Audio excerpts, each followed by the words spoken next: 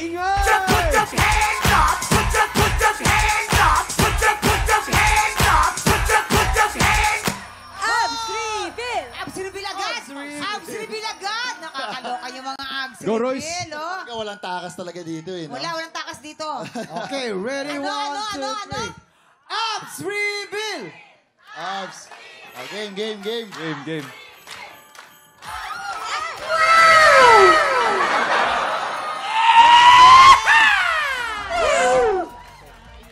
Alright, eto na. At dahil kumpleto na ang buong tiktropa, ilalabas ko na ang natisod kong hanash online. Ay, ano yan, mama? Yes, yan, mama. Bumanda ng Makimarites dahil eto na nga.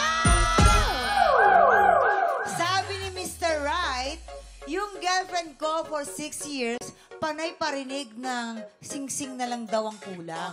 Diba? Gusto ko naman talaga siyang pakasalan, kaso hindi pa ako financially stable. Hindi ko pa nga napapagraduate yung bunso kong kapatid. Ay, nako. Napapadalas ng away namin at naghahamon na rin siya ng hiwalayan. Hala! Hindi ko na alam kung anong gagawin ko. My goodness, this time gusto kong tanungin ang ating mga bisita kung kung kayo ang nasa posisyon na to ni Mr. Right. Ano ang next move ninyo? Clarkin! Ako po para sa akin, importante kasi yung communication tsaka pag-compromise sa relasyon. Siyempre. Compromise. Siyempre, tama yan. dapat pag-usapan kung maintindihan ba ng partner mo yung sitwasyon mo. Kung hindi naman, at least maging civil na lang kayo para sa anak.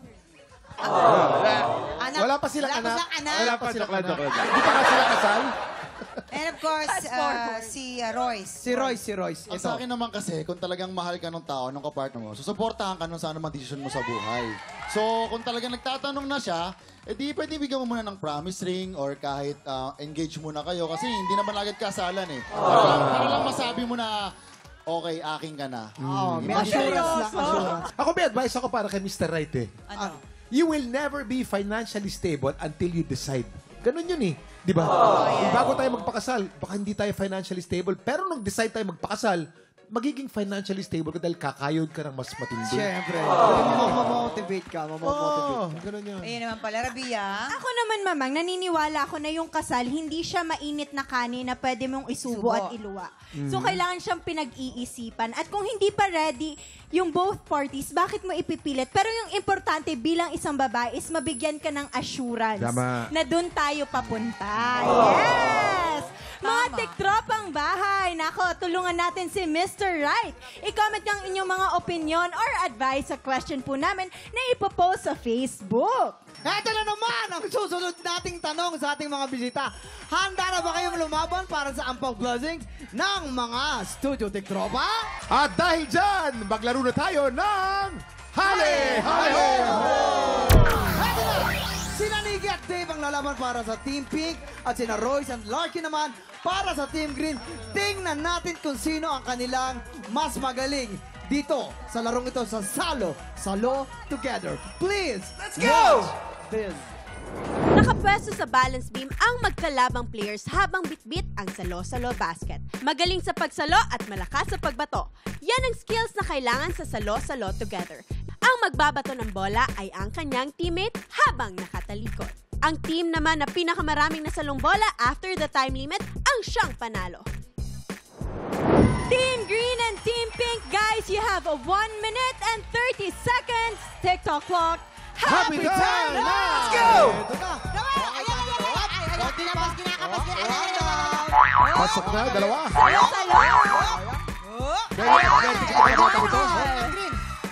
Nakakatulong ako marunong mag-basketball dito. Lalay lang. Huwag masyadong palubo. Very good, very good. Okay, nakakadalwa na. Ang galing ng Green, ang galing. Medyo nauna po ang Nasa nagbabato rin yan eh. Nasa nagbabato. Totoo yan. Nasa nagbabato, Last nasa 1 nagbabato, minute. nasa nagbabato.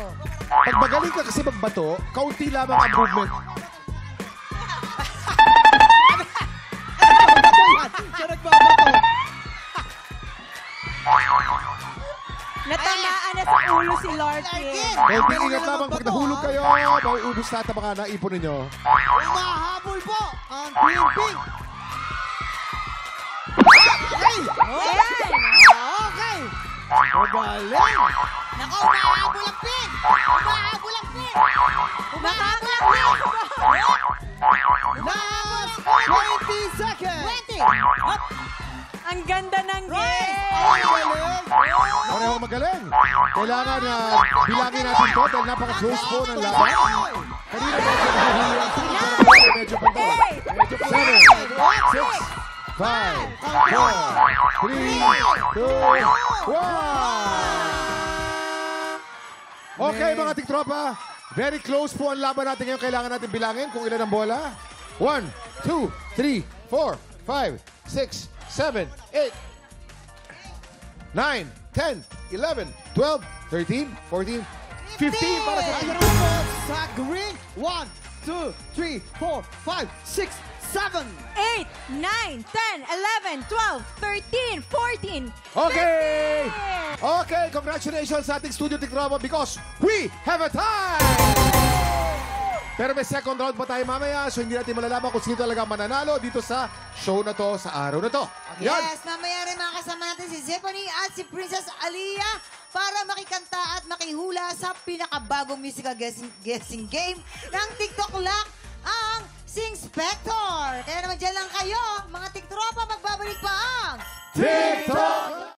Tiktropa, pinanood mo hanggang sa dulo itong video na ito? Abay, very good ka! For more happy time, watch more TikTok Lock videos on our official social media pages and subscribe to GMA Network official YouTube channel.